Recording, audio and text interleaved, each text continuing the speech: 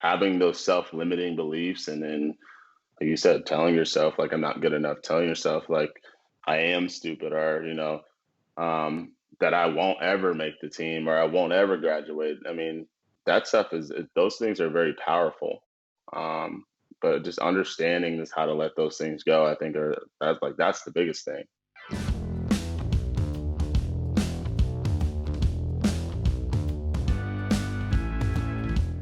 Welcome to episode 3 of Hey Where'd You Go? I'm Collin Kushner. The goal of my podcast is to catch up with former high school, collegiate, and professional athletes, focusing on what they are doing today. This week's guest played college basketball at Arizona State, played in the NBA, the G League, professionally in Australia, and now he's the founder and CEO of IMC, which stands for Inspire, Motivate, and Change. Please welcome Mr. Carrick Felix. Carrick, thank you so much for taking the time to hop on the Hey Where'd You Go podcast. First off, how are you and how's your daughter doing? I'm good. I'm good. My daughter obviously is phenomenal. She's 8 now, so she's just living her little life, being a little cheerleader. So yeah, no, she's good. How are you? I'm good, dude. Thanks for asking. No complaints. Just hanging out in a long-term Airbnb out in Los Angeles, trying not to freeze, although it's like 64 degrees. So I don't know why I find that to be frigid. No, I mean it's because you're from the West Coast. Thanks for coming on the pod, dude. And I love starting from the very, very beginning with my guests. And for you, I know you were a military kid growing up and you lived all over, but out of all the places you lived throughout your childhood, which place stood out to you? I would honestly have to say here, Arizona probably stood out the most to me, just because a lot of my my biggest memories and some of my biggest accomplishments have been here in Arizona. So I kind of look at Phoenix and the west side of Arizona, like Goodyear, Avondale area, being like basically home. So Arizona is probably one of the most memorable places for me, besides Washington D.C. Which came first, skateboarding or basketball? Skateboarding actually came first for me. It's actually pretty funny because for me, growing up, I actually hated sports. I hated everything and anything that had to do with basketball, football, soccer, you name it. Like my parents would put me in, obviously like the kids leagues, but I would just run off the court crying just because I was so shy. I just didn't like the whole running aspect of it. I was more into, the creative and building things and being destructive and kind of just being a kid. So my first dream actually was to be um, Tony Hawk. Oh, So yeah, so like I love skateboarding as a kid, and I started at a young age. Probably started at like seven or six, and skated for a while. Skated all the way through until probably high school year. Carrick, you said that basketball was actually your second love. When did that become your first love and push skateboarding down on the sports totem pole? It became my first love probably, I would say, at the beginning of high school. Because as my friends started to get into sports, and obviously it was almost like I was being a follower at first because I was didn't want to be left out. But as I started playing, I just started to realize like, oh, like I enjoy not only playing basketball with my friends, but I enjoy the fact that I can work at something and get better. So I probably extremely like fell deeply in love with basketball my sophomore year of high school. And what made the game fun for you? What was it? The team aspect of it, going up, dropping down a sweet dunk.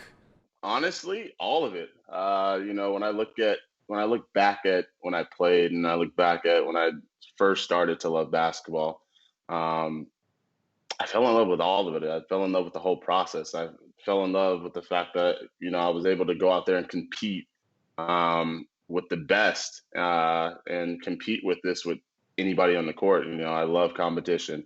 I love the fact that I was able to work hard at something and get better at it and learn. I loved the fact that that I had a team and that I could have guys who were supporting me and I was supporting them, and we were fighting for the same cause.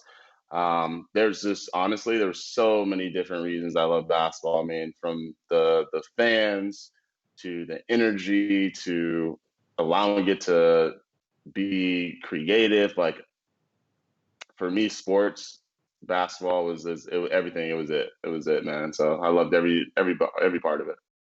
Coming out of high school, Carrick, you ended up going to the College of Southern Idaho. What other basketball prospects did you have? The only offer I had out of high school when I was younger was I believe it was it University of San Francisco? Yeah, it was University of San Francisco, USF. Was the only visit I went on. They had offered me, but I didn't have my grades at the time. I didn't pass the NCAA deal they had. So that junior college that offered me was the only school that I was able to go to, the only school that asked me to come there. And honestly, I've never played club basketball in my life, and it was my senior year. I went to a tournament and they saw me, and immediately they had sent the offer, and I didn't have anything else. So I was like, you know what? Might as well. It's a stepping stone. I know where I want to go, but I just got to start somewhere, right? So yeah, no, Idaho was definitely it was my only option at the time. So You didn't have Twin Falls, Idaho circled up on your map above your bed saying, hey guys, I want to go to Twin Falls, Idaho, baby. no, no, not at all. It's funny because as soon as I got on the plane to go to Twin Falls and we landed and we're driving 2 hours from Boise, Idaho to Twin, I'm like sleeping in the back. I have like my hoodie on. I'm just laying there and I'm just like, where am I? Like, am I by like New York? Am I by like am I in the middle of the map? Like where I literally thought I was in the East Coast. I had no clue where Idaho was. I had no clue where I was. You go to the College of Southern Idaho in Twin Falls, like you alluded to. You're like, where the heck am I in the country? What was that experience like, and what did you learn? That experience was very, very eye-opening. It was definitely a culture shock to me, just because I've never really been anywhere that wasn't diverse. And at the time I was young. I was 17, I believe. Yeah, I was like 17 years old. Never really lived on my own. It was like a moment for me to become mature because I was very immature when I first got there. You know, Going to that school and I think the first time I had a class, I didn't even go because it wasn't like high school where I was like, okay, like here's my schedule, got to go to class. The bell was more so like, hey, you want to go to class, you can. You don't want to go, you don't have to go. But I definitely got an eye-opening, like an awakening very early because it's the first time I missed class. My coach actually made me watch my team run the canyon. They would drive down to the bottom of Twin Falls Canyon and then make everyone run up it and back to the school, which was like 5 miles. Plus, you had to run like up incline. So I basically sat on the back of a car. I didn't run it, but I just watched my teammates do it, and I was like, oh damn, like first day, like this is what I have to do. Like guys have to look at me like, damn, this guy is the guy that it up for all of us. Like I fucked it up for all of them.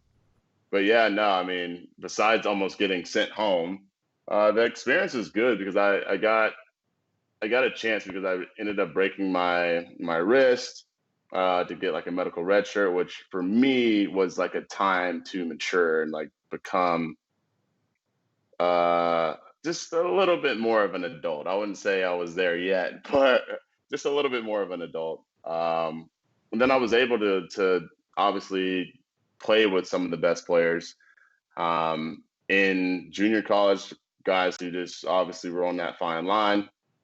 Um, but then I was able to hone my skills because I was just so athletic as literally when I was younger. And I think I came into that school maybe 75 pounds, like soaking wet. And then I Wow. left there. Yeah. And then I left there actually being like 215, 220. Um, yeah. First year was rough just because I had a medical red shirt, but I just lifted every day. I made pretty much like a pat to myself to basically do anything I can that year. And it's from now on, it's like moving forward, to put myself in the best position to play at the highest level and do whatever I needed to do, just because I knew I only had one chance, like only get one life. So I was getting up at like 5 o'clock every morning. I was working out like 2 or 3 times a day. Um, and then obviously my second year I got there, second year when I didn't have my medical red shirt. A lot of things are changing. We had some new players come in, but definitely matured a lot between my first and second year. Then was able to obviously go from high school having no offers to literally going into my last year at CSI. I only had one offer, which was Kent State, and then out of nowhere, just like everyone. Duke came in, and after I signed with Duke, and that kind of backed out. Like it was so crazy. It was such a crazy time. Isn't that crazy to think you leave high school, you go to Idaho, you're like, I don't know what's gonna happen. You're trying to mature because that's tough. You leave everything and everyone you know. You go to this foreign place, and then it's all on you. But you dedicated yourself to the process, and then to have schools like Duke come in. I mean, what did that mean to you to kind of see it all start to slowly pay off? I didn't really understand at the time. I think I was just so focused on just doing the work that I didn't really appreciate everything else that was happening around me, just because it was moving so fast. It was almost like an overnight thing. It was like I remember Duke and a couple other schools came to practice. It was like Duke, Marquette, and then Arizona State. And then I remember like they were there to see someone else on my team. One of my centers, Aziz Ninjai. He was like a 7'2" big guy. Played at UW, but they were there to see him originally. And then I don't even know. Like I was just doing what I normally do, just shooting the ball, dunking, playing defense, having energy. And then I literally that next day, after practice, I got a call from my coach, like, "Hey, come in the office." He's like, "Hey, this is crazy news." He's like, "Duke wants to sign you," and I was like, "Huh?" And I was like, "What?" Like, yeah, they want to sign you, and I was like, "Oh, that's cool." I was like, "What should I do?" Like, they're like, "Oh, you're gonna go on a visit at the end of the week," and I was like, "All right, cool." And then obviously I went on a visit, and then for me at that time, it was almost like a no brainer because I was in a position where I felt like I didn't really need to look at any other schools. I felt like Duke was like the highest, and then obviously everyone around me, they're like, "Oh, Duke, Duke, Duke, Duke, Duke," but I just couldn't really fathom what was going on because I was just so locked into making sure we were having a winning season. Um, but after I kind of decommitted from Duke, well, like kind of backed out of that thing, um, and had the opportunity to kind of see all the schools that were coming in from like the Kentuckys to the Oregons to every school in the Pac-10 at the time was in the Pac-12, That's how you know that we're which getting older, dude. right, that's what I'm saying. Like I was like, God dang, like it's Pac-10 at the time. I feel so old.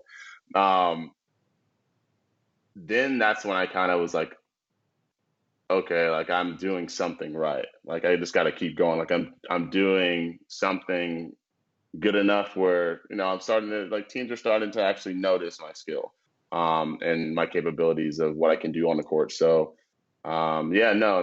I think the whole Duke thing it was so crazy when it was happening. I was so young, I couldn't really even understand what was going on for sure. Do you think it was more of the outside noise kind of saying Duke, Duke, Duke, Duke, Duke, which maybe clouded your mindset a little bit? Because, of course, everyone's going to say you need to go there because it's Oh such a yeah. prestigious program. Oh yeah. I mean, at the time, I mean, that's all people were saying. Like it was Duke, Duke, Duke, Duke, Duke. And they kept talking about, wow, this is a. I mean, for them, it was like a huge thing because there's never been a junior college player to ever sign to Duke. I would have been the first player. I was the first player ever to do it. So it was life changing. It could have been life changing not only for me but for my coaches and every like the program, the school.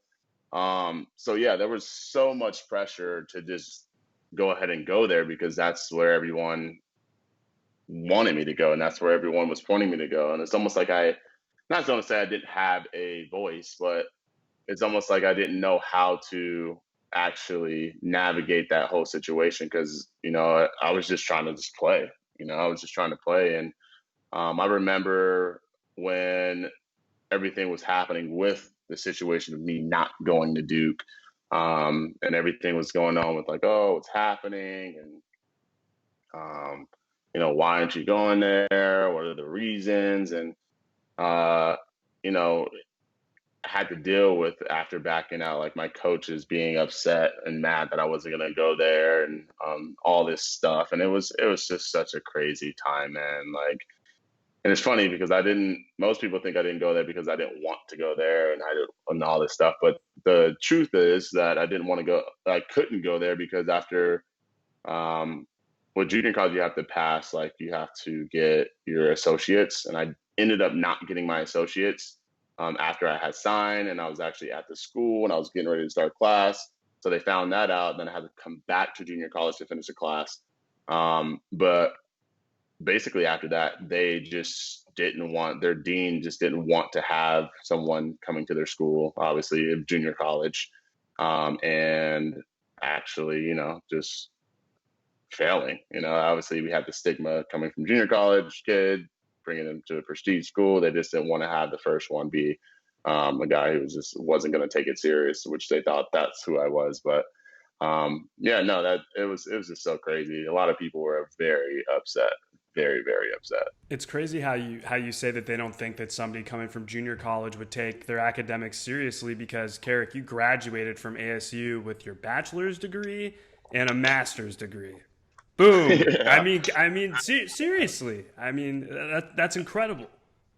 No, it's actually funny because one of the coaches, Nate James, that actually was recruiting me for Duke when I had graduated from ASU, and I got drafted. He had sent one of my coaches from CSI at the time, and had sent me a text that he was texting Coach K, and it was just like, "Hey, remember that Felix kid?" He was like, "Yeah, well, he actually like ended up getting drafted and actually ended up like graduating and have his master's, and like we passed up."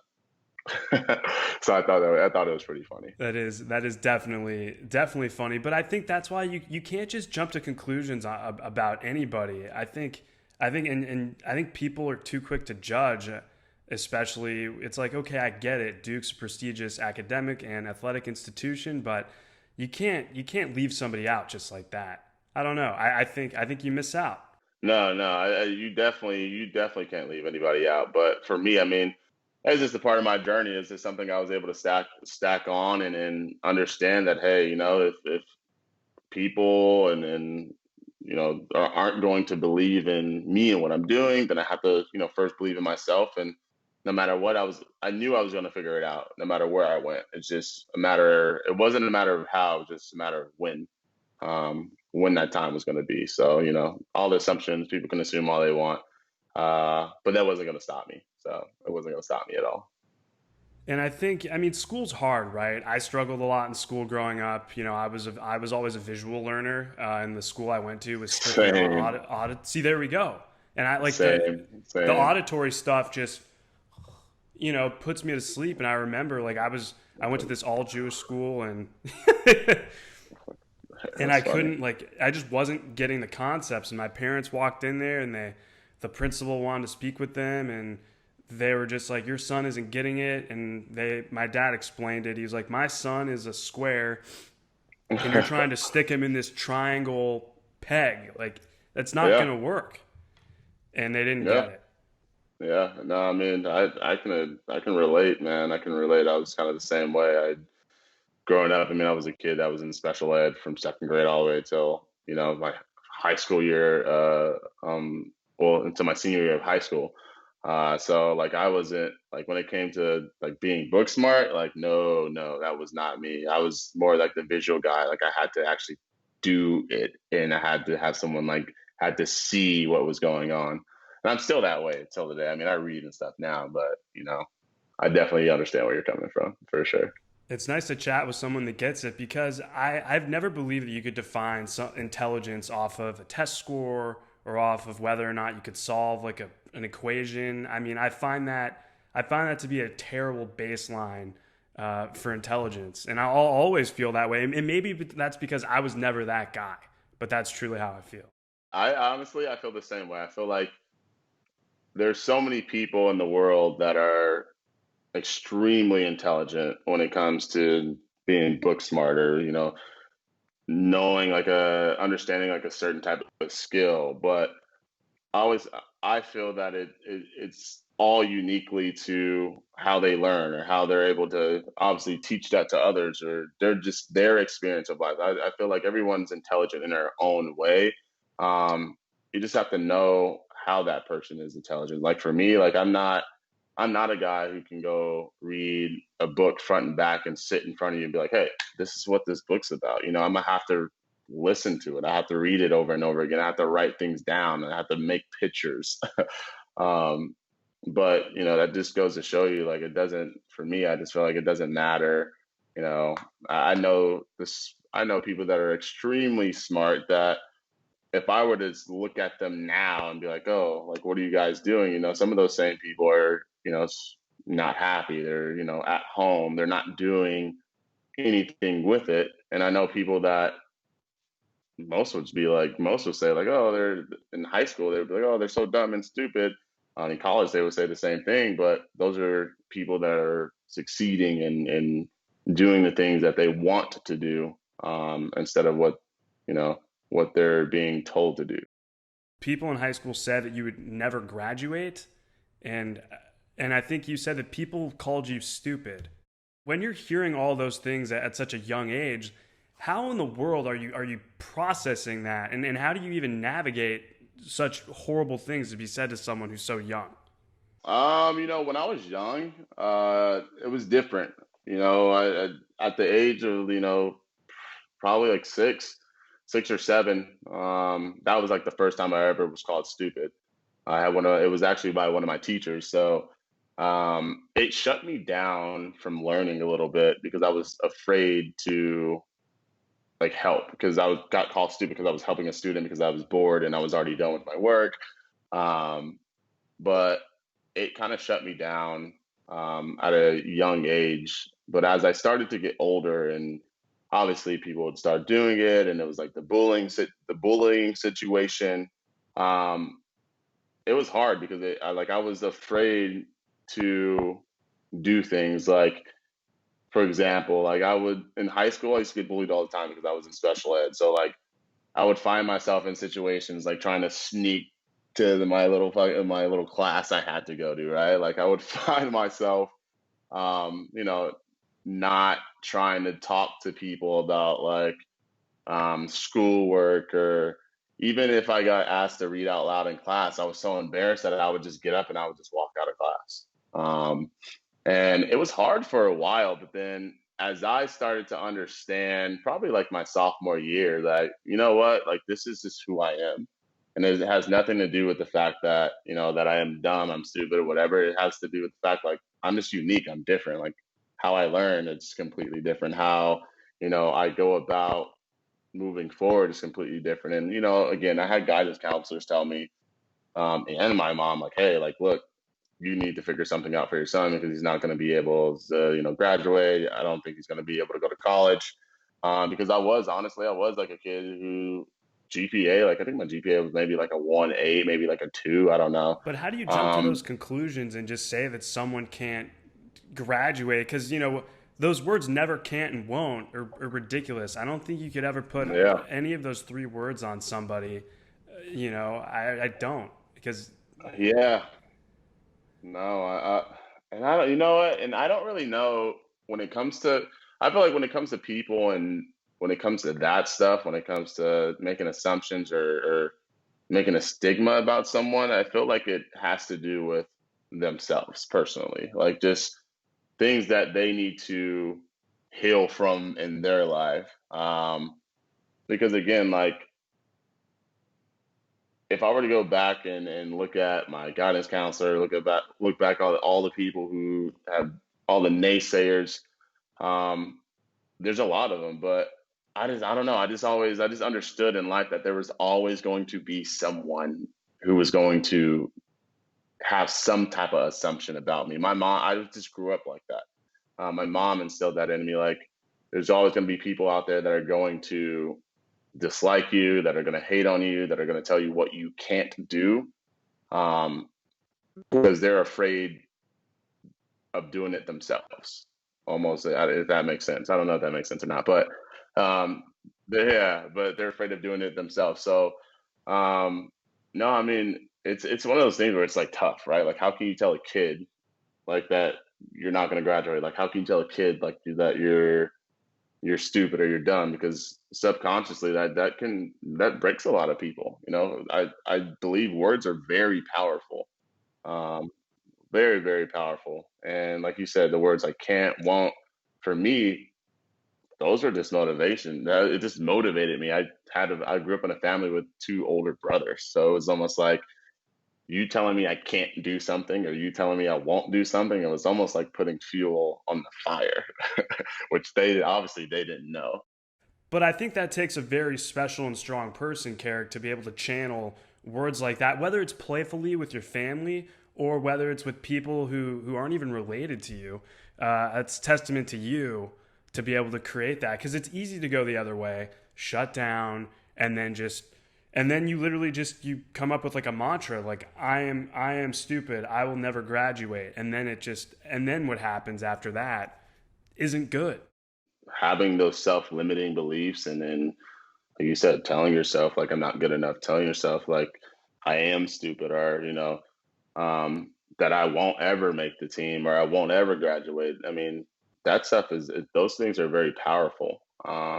But just understanding is how to let those things go. I think that's the biggest thing. And that's the biggest thing is understanding that you are good enough and that's the thing I had to understand. I had to look at myself like, you know what? I am good enough. I am smart enough. I can do it instead of reverse it and tell myself I can't. Right. So I agree with you on that. And it's one of those things where we're a lot alike. I used to actually sneak off. Like I had a class called directed studies, and it was literally like just do your homework, but it was for like a lot of kids that struggled in school, and I was always embarrassed. And Carrick, I would go to the bathroom right before the bell would ring, wait till all my friends and everyone went to their class, and then I would swoop into this class because out of all the kids that were in there, it just was a lot of the kids didn't care, and I always cared. It was just school was hard, and it was just hard, and why I was embarrassed looking back, I don't know, because I literally got to sit in there, do my homework, get help, get extra time on tests, and I wish that I wasn't embarrassed. Yeah, same. I mean, I look back and I'm just like, for me, it was one of those things where it's just like I grew up shy. No matter like I grew up completely shy.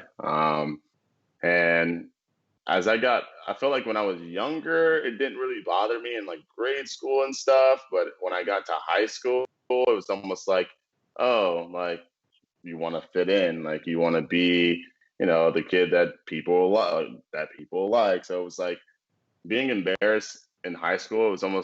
It was tough because obviously like I got to the point where I was this kid who played basketball, like, and I was good, but I didn't want anybody to know like I like had problems with like my reading comprehension and I had problems with like math and things like that. So I mean, I already understand when you're talking about it just brings up memories. Like when you're talking about just like, sneaking into class, I used to do the same thing, like wait till the bell rang, sit back, like I would hang out with my friends. And then as soon as they went in their classes, I would just like walk and I would make sure would walk like anywhere with no windows so nobody could see me walking down the hallway where the classes were, the ESL and all that stuff, all those classes were.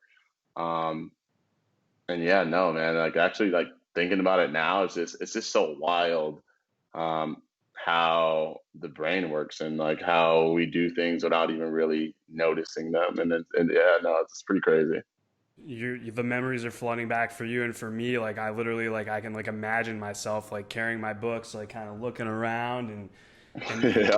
and it's like, why, like, so what, Hmm. we struggled in school, like you said, everyone's intelligent in their own way. Of course, when you're that young and you're that impressionable, you don't really know that. I don't think I learned that, Carrick, until I got to Arizona State and I was studying Really? broadcast journalism and I was having a lot of success academically. It took me 18, 19 years of my life to figure that out, which is why I wish I would have met you when we were in high school. Yeah, We could have yeah. figured it out much earlier. I don't want to lose sight of the basketball thing. I mean, there's so much I want to cover here, but when you decommitted from Duke, Arizona State, go Devils, they come There we into go. play. Was that a no brainer for you to be able to get a chance to come home? It was a no-brainer for me, but at first I was kind of pushing it away just because at the time I was like, oh, Arizona State, that sounds good, but I already told like Arizona State was I actually told no. I actually told Coach Sindek no the first time. So when they came back around and asked me, it's like I wanted to, but I didn't want to because it was home. But then like I got a situation where like my mom was a little bit sick, so I was like, you know what, it'd be good for me to go back home. I could play in front of the family, and then um, obviously James Harden had just literally killed it that year, and I was like, oh, it would be good to go there. Like James is leaving, like it'll be a time for me to play. Arizona State is good. Um, so no, I mean it was a no-brainer. I remember Coach Taylor calling me the second time, and I love it the I was second like, time. yeah, the second time, and he was like, hey kid, he's like, look, he's like, I'm gonna put you on the phone with Coach Sendek, but since you already told us no once, like what are you gonna do? Like, do you want to come or not? I'm like, oh, let me take a visit. And then when I got on the phone with Coach Sendek, he was like, all right, kid, like you already told us no once. Like we came back to get you again. So obviously we really want you. It's like, what do you want to do? And then as I went on my visit there, I actually committed to Arizona State on my visit back home. So it was good. It was good. I mean, I'm happy that I made that decision because I feel like it wouldn't have made me who I am today. Like everything I literally went through at Arizona State, everything I've learned, the relationships, the education, my teammates, sports, everything literally there has taught me everything I need to know about just how to navigate my life the way that I need to in order to get to where I'm trying to go. Isn't it crazy how one decision, a place that you had already rejected and kind of pushed off, you decide to do it, and then it just everything starts falling into place? Yeah, no, it's destiny, man. I believe that things happen for like a reason, a season, a lifetime. And same thing with people. People come in your life for a reason, season, lifetime. And I felt like it was one of those things where I didn't really understand, right? Because the whole Duke thing, I was so much outside noise going in that I was listening to. But when I was able to kind of turn off everything and like sit down, Arizona State was probably the right choice for me at the beginning. And I just was trying to go against it. But like you said, like it's crazy how sometimes that same door will open and the same chips will literally fall in place. And that's not to say that if you went to Duke, I mean, Carrick, you're such a smart dude, and you've done so many great things. Things would have worked out regardless. But I think when destiny's, again, like when the second door opens, I'm a firm believer when one door opens and then you shut it down and then it opens again. I mean, that's like a sign saying, hey, dude, it kind of just hits you and you're like, but it's also hard because for you as a top notch athlete, there's so much noise you have to deal with. I'm just a regular guy, dude. I'm a broadcaster. You know what I mean? That's it. Yeah, yeah, yeah, But your time at ASU it was a pivotal point because you actually became a father during your time at ASU, which I know is something that you're extremely yeah. proud of. What was that moment like for you when you found out you were going to be a dad? Oh, that moment was actually pretty crazy because I mean I was a kid myself. Obviously now, like it's awesome. I loved. I mean I love every bit of my daughter. My daughter literally changed my life. But during that time, I was like 20 years old, not even 21 yet. I don't believe. And I was a kid myself.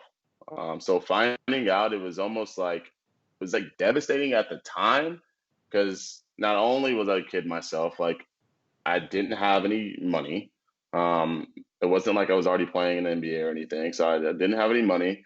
I didn't have like a family I can run back to. Like I couldn't run back to my mom or my brothers, like, "Hey, could you help me out?" I was extremely embarrassed just because I felt like you know, going to my mom would be mad at me, and then obviously like my coaches were gonna be disappointed in me, and people were gonna look at me like, oh, he's the guy who's having a kid and he's young. And I was afraid that I wasn't gonna be able to accomplish like my goals, my dreams, and things I wanted to do. Um, and to top that off, I mean, I was like homeless at the time. Well, towards the time I was having my daughter as well, so there was just a lot of things that were just stacking on top of each other. So I was just so afraid of what fatherhood was going to bring in my life, just because I didn't have the best relationship with my dad growing up. I didn't know how to be a father.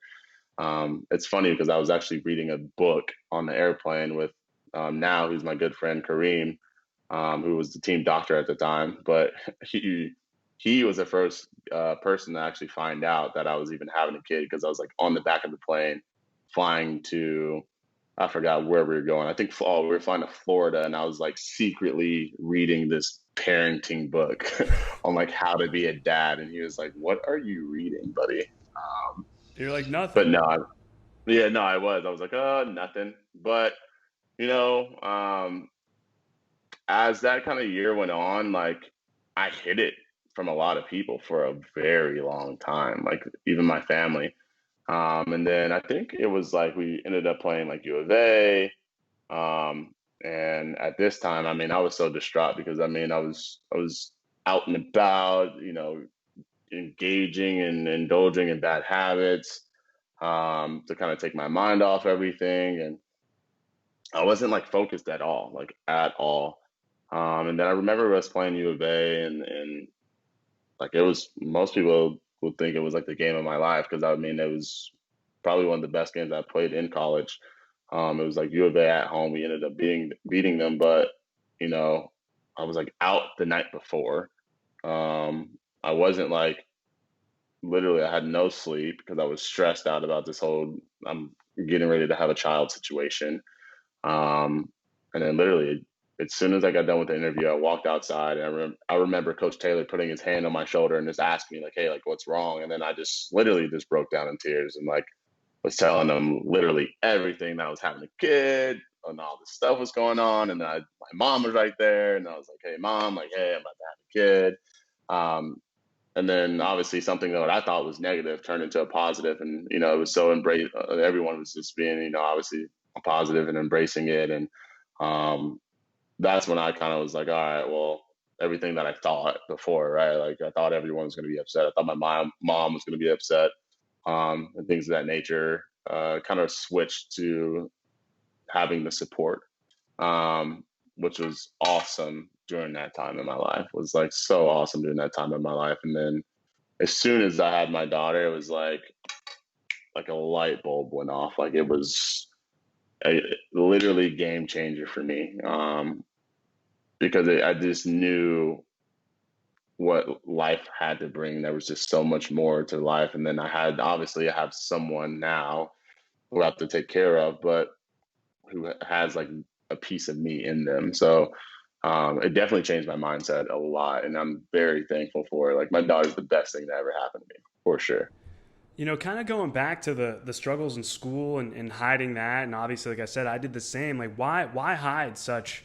I understand the quote unquote stigma behind having a kid at a young age, but so many people do that, and I mean, also like you're homeless, dude. Like these aren't like these are huge things that again, like you're 20 years old, and I don't find there to be anything to be embarrassed about, but I don't understand how like the mind convinces you like to just don't tell anybody until it eventually comes out. Yeah, no, and I always ask myself like, why didn't I just like tell people what was going on? And I think it was more so the fact that what perception was, right? Like what the perception was like, hey, like I'm some college athlete who had my school paid for, who's killing it, and in my sport, doing my thing in school. Like this guy's completely happy. Like I smile all the time.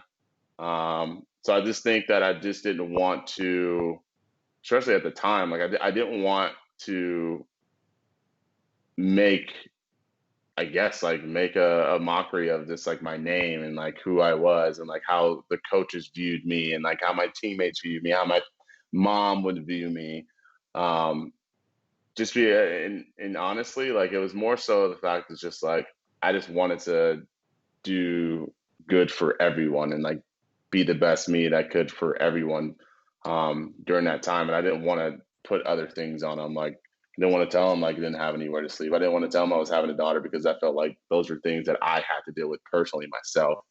But realizing obviously now, right, like going back, it's just like I realized that during that time, like it probably was best for me to actually reach out earlier than later because a lot of the self sabotaging I was doing, I could have stopped it earlier, and I could have stopped a lot of the negative talk that I was giving myself during that time as well a lot earlier. But again, I think everything happens for a reason, and for me, I had to go through it. I had to experience it. I had to learn kind of the right way to go about things and the wrong way, if that makes sense. It makes too much sense because it sucks that you have to go through these like trials and tribulations and not tell Yeah, anybody or whatever, but that's what gets you to where you are today. At least that's how I yeah, feel. You if no. you would have caught it earlier, like I don't know, maybe things change, but kind of going through it, keeping to yourself, and then eventually realizing after that game, like, and realizing all the support that you had. It's mind blowing to actually look back and be like, wow, like I dealt with a lot in college, and to be able to accomplish what I did, I mean, it was such a blessing. But I had to look back and be thankful for everyone I had around me during the time because, I was a knucklehead when I first started college, and then Oh, we by the all we end of all it, were, obviously, dude. yeah, Come yeah, on. that, Arizona State, yeah. I mean, what can you say, right? Like it's Arizona State. But you know, just fast forwarding to just being able to graduate and then being able to have a beautiful daughter at the same time, and be at such at a peaceful place for me.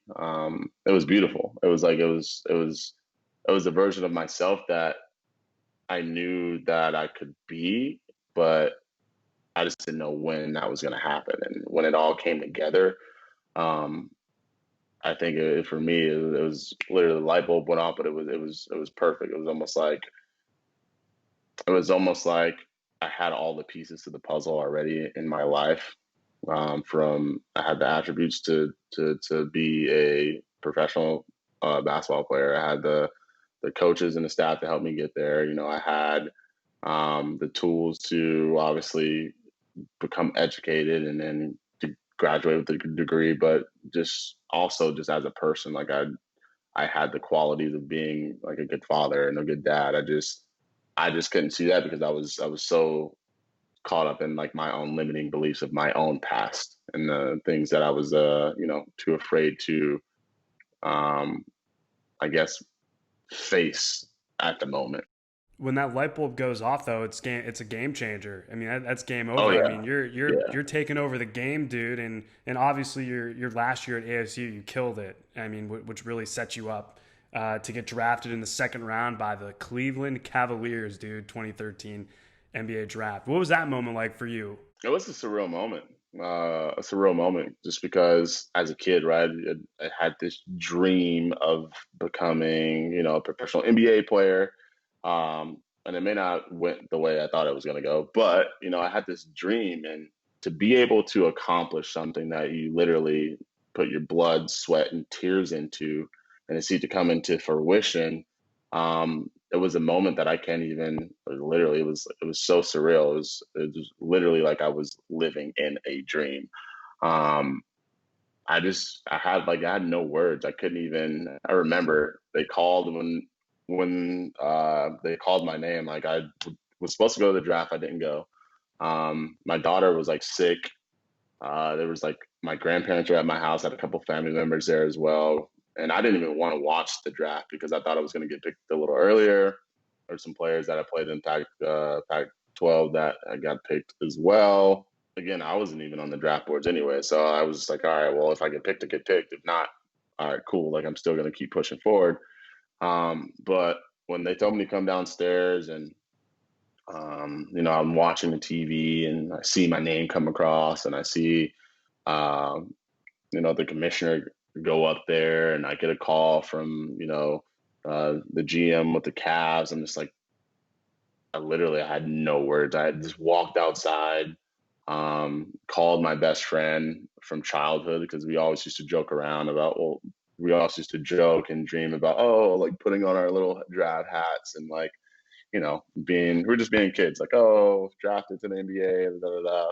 But like to actually have it happen, I called him and literally I just was bust out in tears and was crying just because I was just so grateful um, that God blessed me with the opportunity and the gifts um, along the journey to accomplish that with everything that I have been through. So it was just for me, it just showed me that dreams can come true and that, as long as you put in the work and, you take the time to build the skill and then enjoy the process, and do it in the right way that you can, do the impossible. And for me, that was doing the impossible, man.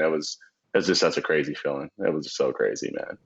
It's hard to imagine because again, it wasn't that long before that you were like, "Oh my God, I'm having a daughter. I don't have a place to live," and you feel like the whole world is just kind of like closing in on you, and then all of a sudden, like you said, the light Yeah. bulb goes off. You have a beautiful baby girl, and then it all just clicked.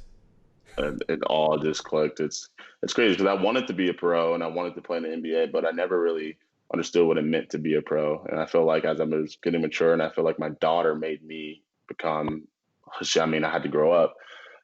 So I feel like with that, it just made me think in a different way, and then I just went about my life in a different way, and it's how I moved. Um, and that year, I told myself, my senior year, I told myself like, the ultimate goal is to obviously win a championship. But my ultimate personal goal is to get drafted. And the only thing I need to focus on is doing what I do, is being a leader, going out here and then giving my heart every single day and every single game, every single practice. And that's it. Like that's just winning. Win. If I win, we win. Everything else, it'll set itself up. So yeah, it's just crazy how it happened. Carrick, so you're a professional basketball player. You're with the Cavs. You kind of bounce around a little bit. You ended up suffering a horrific knee injury with the Santa Cruz Warriors, the affiliate of the Golden State Warriors. And doctors said, again, this kind of ties back into what we were saying earlier. They said you will never play basketball ever again. Boy, but I love that word, never. Oh man. Yeah, no. That time was crazy. Just because I was a kid, right? That I grew up with nothing. Was able to get to the NBA, was playing, it was fantastic, and then I had everything, and then I had it all stripped away. So I didn't really understand what was going on at that time. My doing the first initial break when I went up for the dunk and I ended up breaking my knee when I was with Santa Cruz. Like I was kind of in the mindset of like, all right, like I'll be okay because it's 6 months process. Like I was fine. But it wasn't until like after the 6 months and after the sixth month that I realized like I wasn't gonna be fine because I went to plant and I couldn't move my knee. Went back to the doctor and it was literally like a grenade went off by my ear, like some Save It Private Ryan type movie. And as the doctor's talking, I can't hear anything, but he's basically just telling me like, hey, like your screws came unloose, the wire came undone, your knee came apart again. Like you have to get the whole surgery over again. But this time we're going to do a bone graft, but you have to be bedridden for like 8 months. So I was like, 6 to 8 months. I was like, all right, cool. Now I wasn't prepared for any of it. Because I didn't, in my mind, I was only thinking about the 6 months. I wasn't thinking about, oh, like if this can go, this can be a longer thing. So like mentally it took a huge toll on me. Because I started getting depressed. I had the suicidal thoughts, like you name it, it was going through my head because I didn't understand. And then when I went back to the doctor during the 6 months and they told me like, hey, the bone graft, like I think it was like a few months later, they told me like the bone graft my that they took from my hip um absorbed in my body and it didn't take inside the knee, so you're going to have to be out even longer. Like my mind was going crazy. And like you said, I was told by multiple doctors that I was never going to play again. And in my head, like I actually start thinking like maybe they're right, like maybe I will never play again.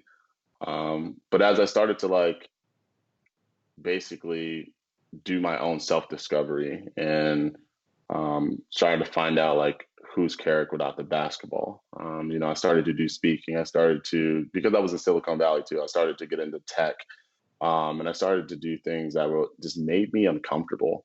And then as I started to do those things, I started to realize like, all right, like it's not so bad. Like I have this injury, but instead of looking at what it's done to me and to my career, like I can look at it in another perspective.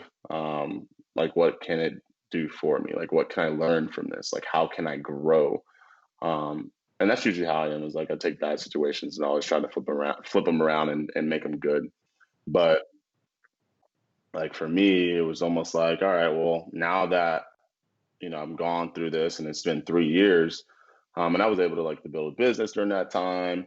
I looked at myself and I told myself, with all these, everyone being doubters, and even a little bit like there's people, obviously my family, friends, there's a lot of people who were doubting me at that time, and I just looked at myself and said, hey, I either can go one way or the other. I can stop playing now and just start focusing on business life and just figuring out how to move forward, or I could um, basically start playing basketball again. And I told myself, I didn't want to regret not trying, because the doctors told me I would never do it. So, and three of them at that, and they're all top doctors. So I was kind of like, you know what?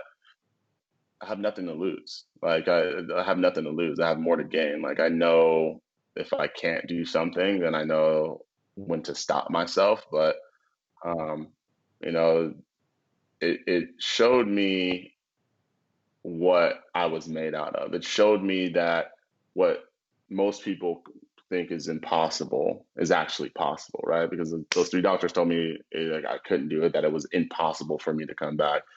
And then like literally a year and a half later, after them saying that, I ended up getting back to playing basketball, playing for the like making the NBA not once, but basically it felt like I got drafted twice, making it back to the NBA twice. And then when I got there, it was like a moment for me to be like, okay, like I can do anything. Like there's nothing I can't do. Um, so that's when I kind of decided to kind of walk away and start this new journey. And um, yeah, man, it was just so crazy. Like that whole knee thing it's such a crazy time in my life, man. 3 years without playing. I was a kid. I was living in like a hotel room at the time too, which is a whole nother story. I had no like one window. It was so crazy, man. But it all kind of ties back to what you had already built upon, which is how to defy the odds. And like you said, Carrick, I mean, it's a win-win situation for you. You go back and you give it a go, and you're like, I don't know. Okay, maybe my knee isn't ready, but at least you tried. And I think that's the important message here is because those words are, I hate them because they swirl around in your head. And like you said, you're even starting to think, oh, maybe I will never be able to play again. I was thinking like, oh, like maybe they're right, and I've never thought like this in my entire life. I've always been like the like think forward thinking guy, like Carrick's the positive guy. But there was a point where people would be like, hey man, like I've never heard you just be so negative, like or just like not thinking positively. And I would have to admit, like during that time, like I was a completely different person. Like I didn't even know who I was, and I had to really ground myself to and humble myself and just say, hey, Carrick, like who are you, right? Because my identity was so attached to basketball at the time, and I was just like, like who you are. You just got to you got to get back there. Like you got to stop telling yourself these things. You got to take this situation and like look what it can, like what it can do for you. You have the opportunity today, you have the opportunity tomorrow. Like it's not going to be easy, but if you want it bad enough, like you'll figure out how to make it happen. And that's exactly what I did. So it was almost one of those things where I just realized that no matter what anybody tells you, and no matter like again going back to my childhood, no matter who's doubting you, is to always believe in yourself first and do whatever you can, because like you said, if I didn't make it back, then hey, I didn't make it back. But if I give it my all, and I can say I give it my all, then at least when it's time for me to go lay in my grave, that I can lay down and be like, hey, like at least I did exactly what I wanted to do. I'm totally with you. And let's not forget, like you said, Carrick, you built out a company in 3 years. Zing It. Yeah, it was Zing It. It was the online concierge service for like outdoor recreational equipment. So you were able to book like your jet skis, boats, your bikes, like all on like a mobile app. It was pretty crazy at the time, but we ended up kind of like not doing it just because there were so many pieces that we weren't all in on. Just because I went back to playing basketball. My buddy ended up building out another business. Um, but I mean, to start a business and to learn, like for me, it was just a starting point. If you had to go back in time and talk to those naysayers and the people that said, you're dumb or you'll never graduate, and you all gathered them in a room at like a mock TEDx talk, what would you tell them? um, I would honestly sit them all down and just tell them thank you. I would tell them that I know that they may not understand what they gave me, but I would tell them thank you, and I would also say to them like, hey, like at the end of the day, you know, we all have our own journeys, and how we get there, how you get there, it's all unique. It's different. So just never count anybody out, and always count on yourself first, but never count anybody else out, because you don't know how strong of a willpower that person has, and how much grit that person has. So yeah, man, I'll just tell them thank you. That's it. It's a very mature approach, I got to tell you, Carrick, because part of me is just like get them all in a room and say screw you, but I do the approach obviously is that's the correct. That's my nice way of saying screw you, pretty much. That's my like, oh, he's gonna do it like this. It's gonna burn. It'll burn way more. 100% agree. I think when you take that very nice, authoritative approach, that it just makes them bubble up inside even more, which is that's their problem. You make it back to the NBA. You work so hard from that injury. You play abroad over in Australia as well. At what point, Carrick, did you decide to walk away from basketball and to transition your life? It's so funny. I mean, my friends tell me today that they kind of always knew that basketball was never my thing, just because I loved it, but it wasn't like I grew up as like a child playing it. It was almost like a random thing I did. So for me, I felt like it was Probably. So it was after I was with Washington. They brought me to the office. They ended up telling me, hey, we're going to have to let you go for salary cap reasons. There's not enough cash here, blah, blah, blah.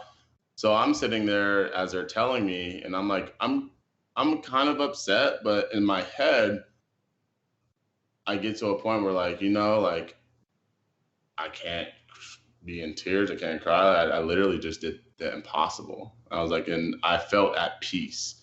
But it wasn't until that's after coming back from Australia that I realized, like, hey, Carrick, like, this is not what you want to do. Because as I was in Australia, I would get to the point where, I would play, but there was always just something I felt like was missing. Like I wanted to just give more of myself.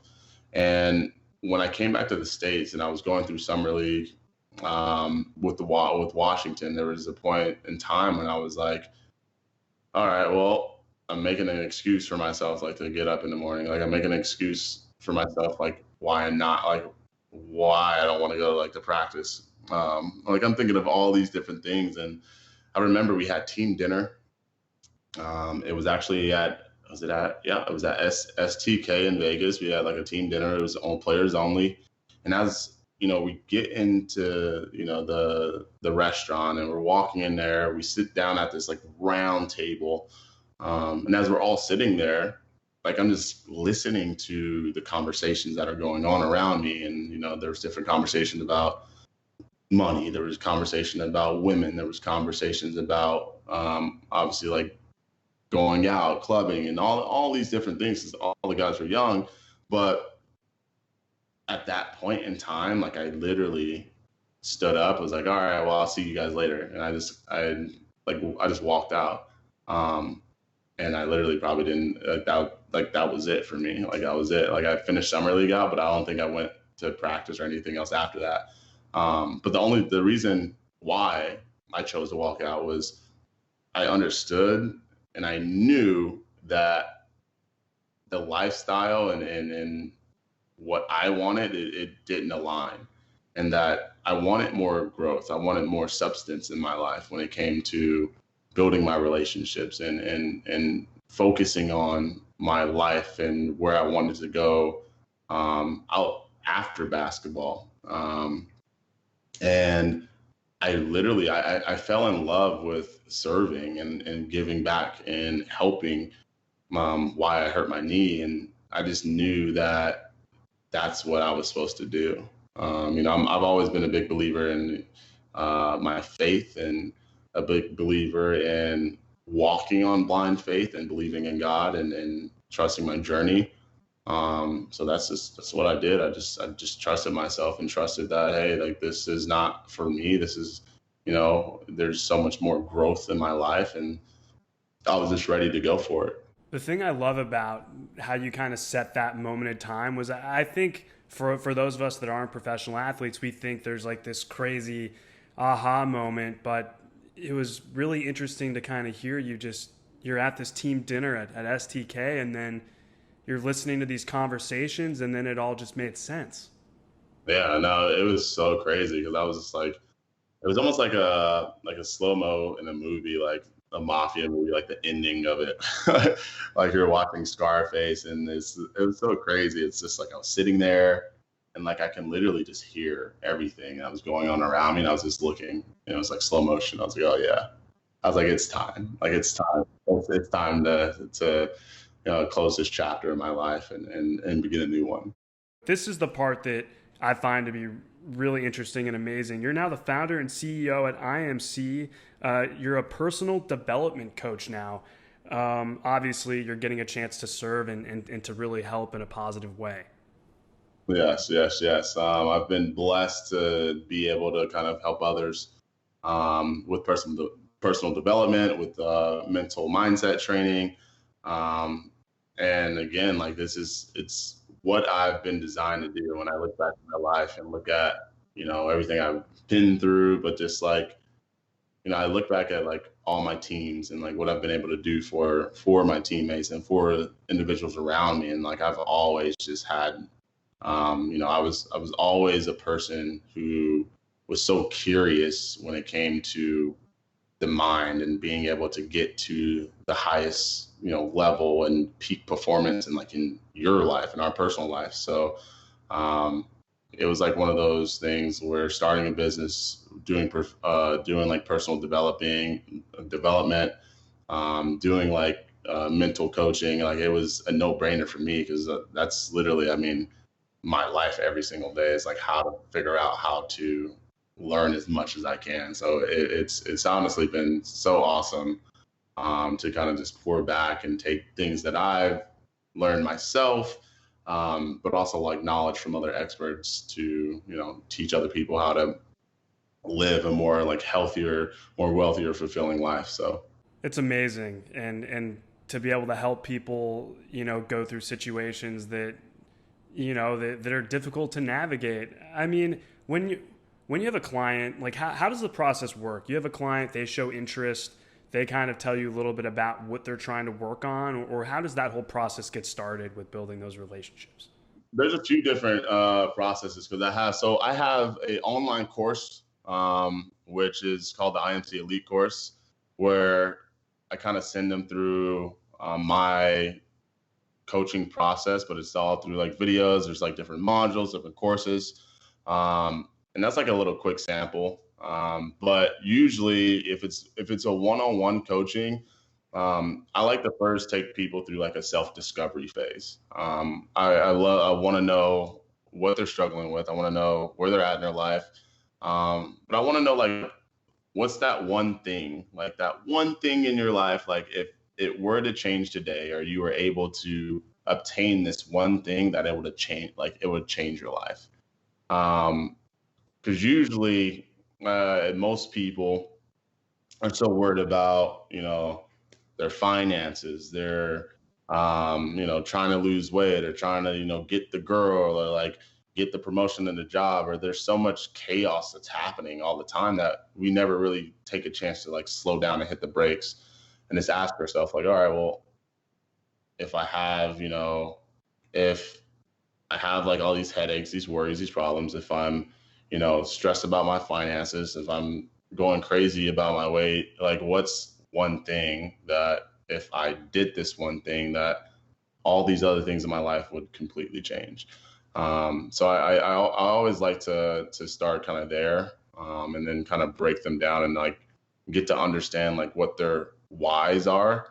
Because I always believe that, your why, most people would say, oh, I want to do this because, I want to make money, or, my why is because of my family.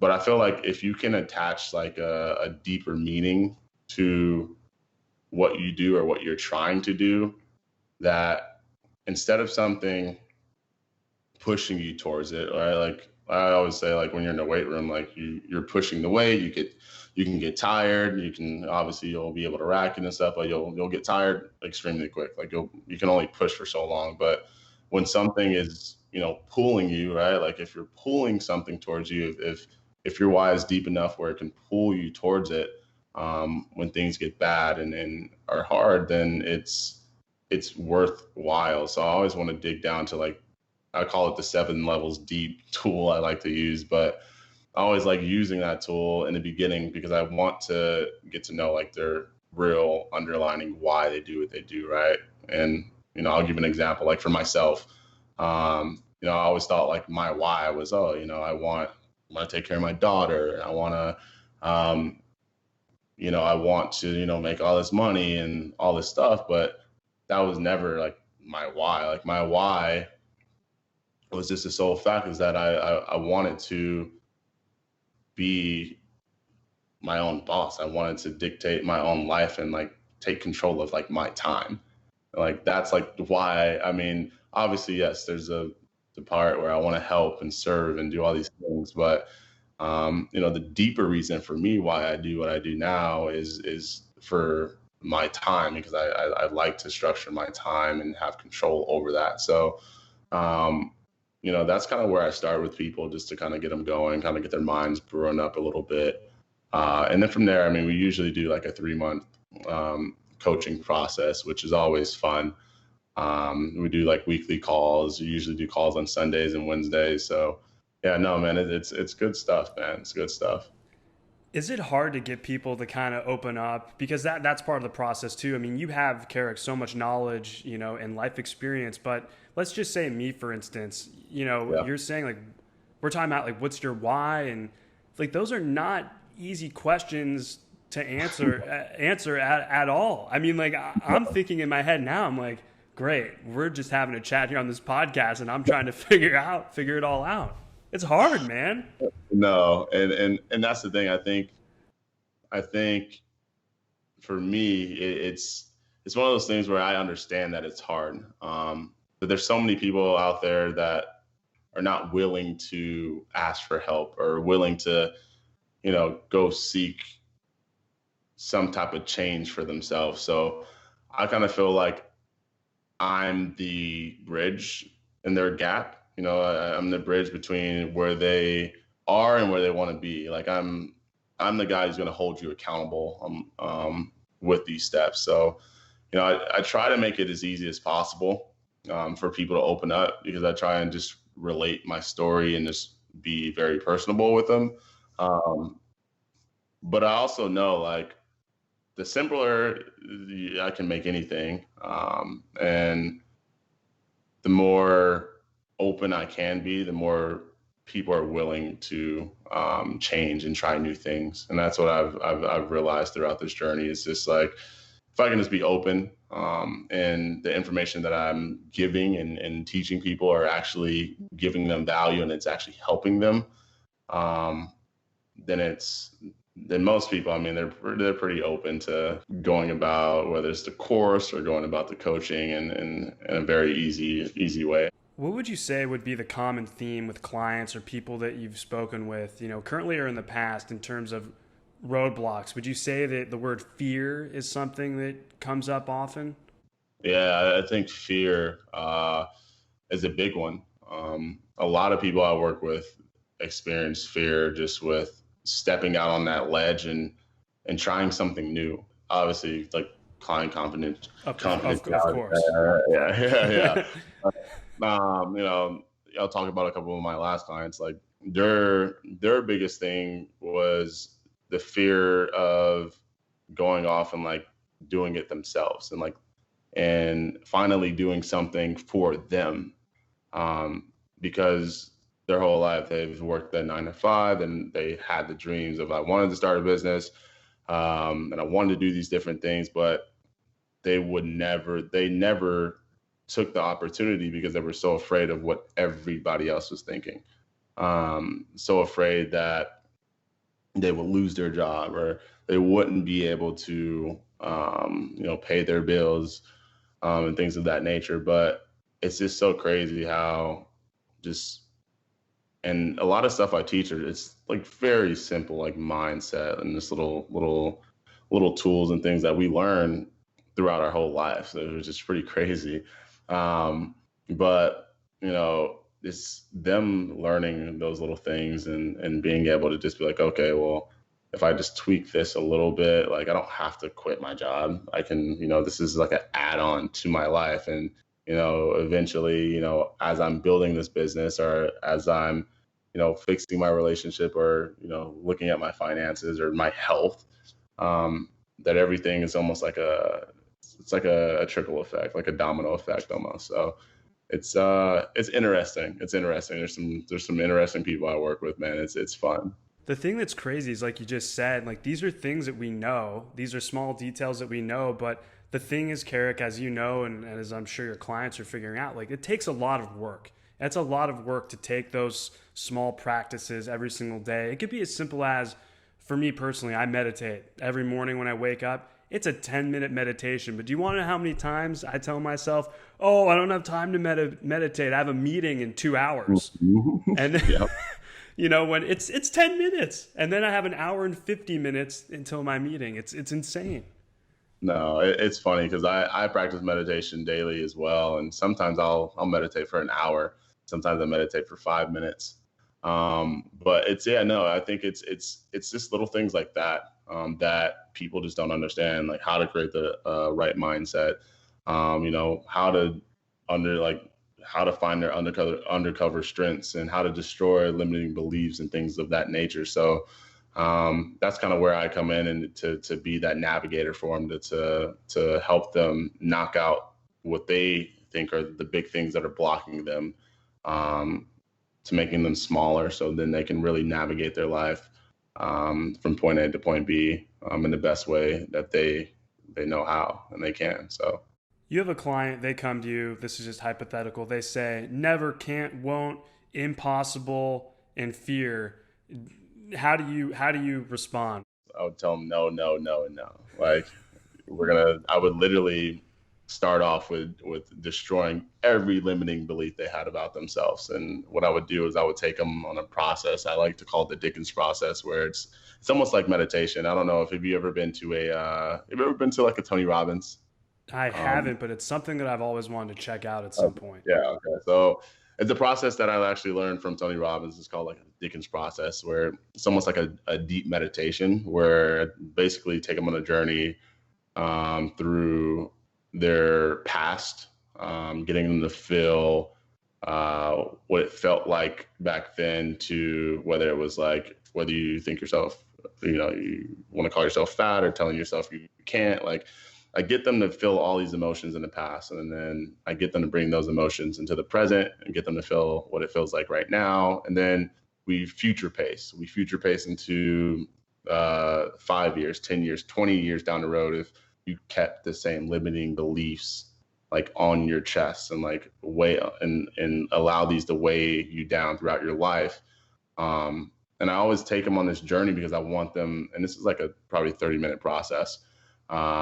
So I usually take them on this journey because I want them to actually feel what it's like. Like if you look 20 years down the road and you're still telling yourself these things, like what does your family look like?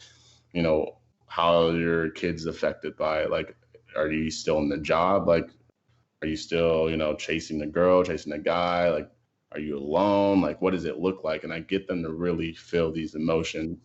And then what I like to do is reverse it and then back pace, go backwards and get them to start thinking about empowering beliefs. And basically what I do is I get them to replace their limiting beliefs with their empowering beliefs on this process. And it's honestly, it's one of the best things I do. It's honestly one of my favorites because there's always some tears involved. So it's actually pretty cool.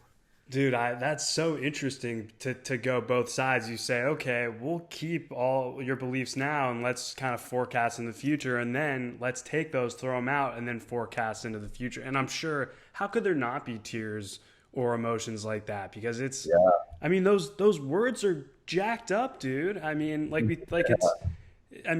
we all have those points in time where they cycle around. It could take you down a dark place.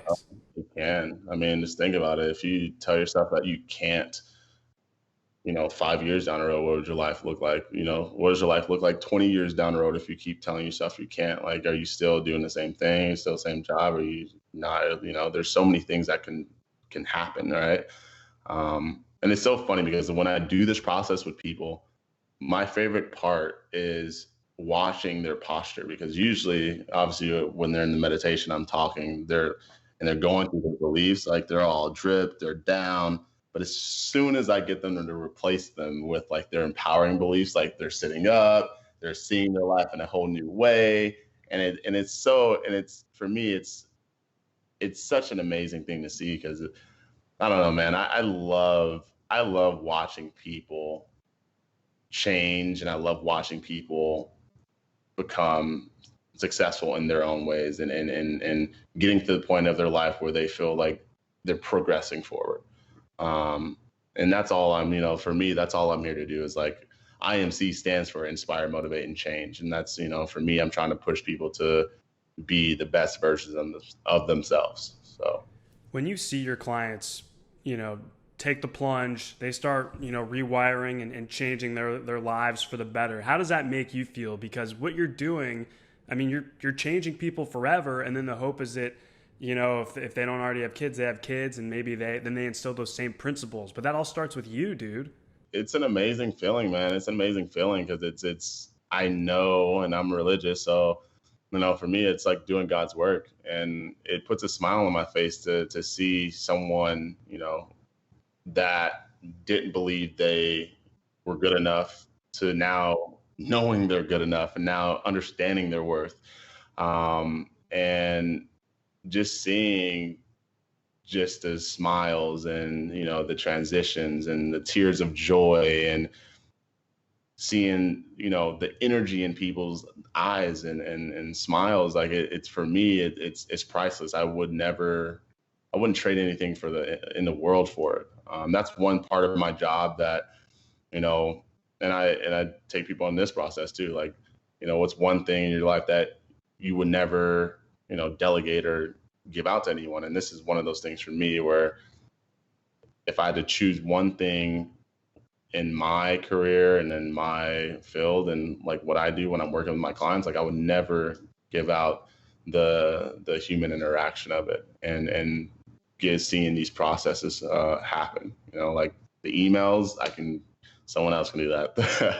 the building out the websites, like that's fine. But when it comes to the personal one-on-ones and really building these relationships, like I really enjoy that, and I really enjoy that a lot.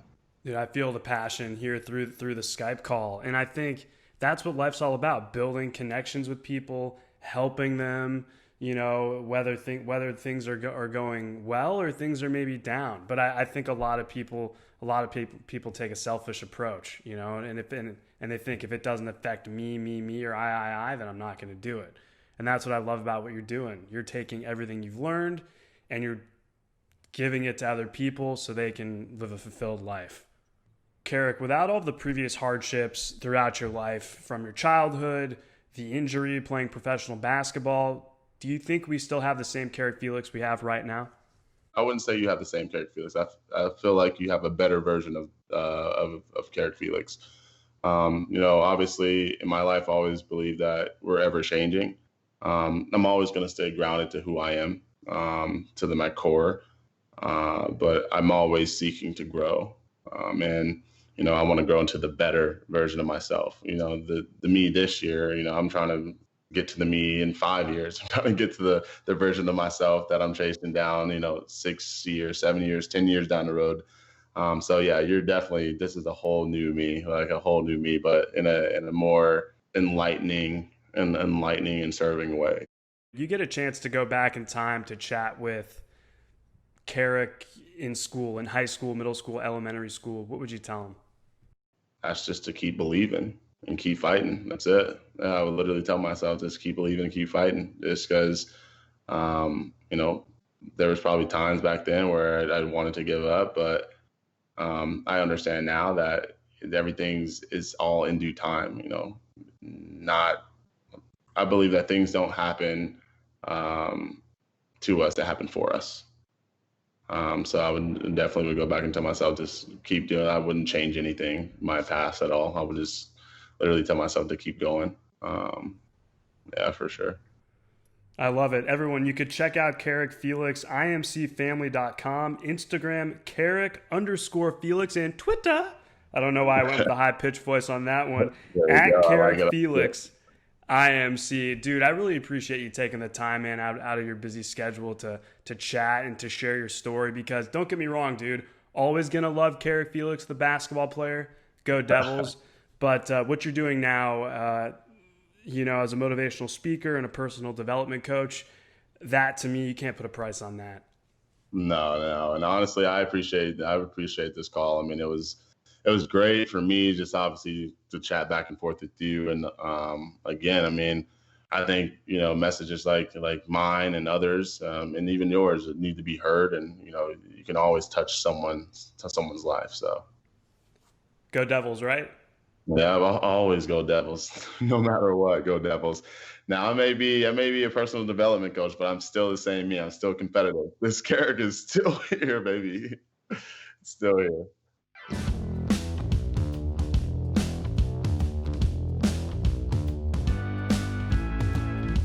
For more inspirational stories with former athletes, check out Hey Where'd You Go on Apple Podcasts, Spotify, and a video version on YouTube. Plus, don't forget to check it out on social media. That's at Collin Kushner on Twitter, Instagram, and Facebook.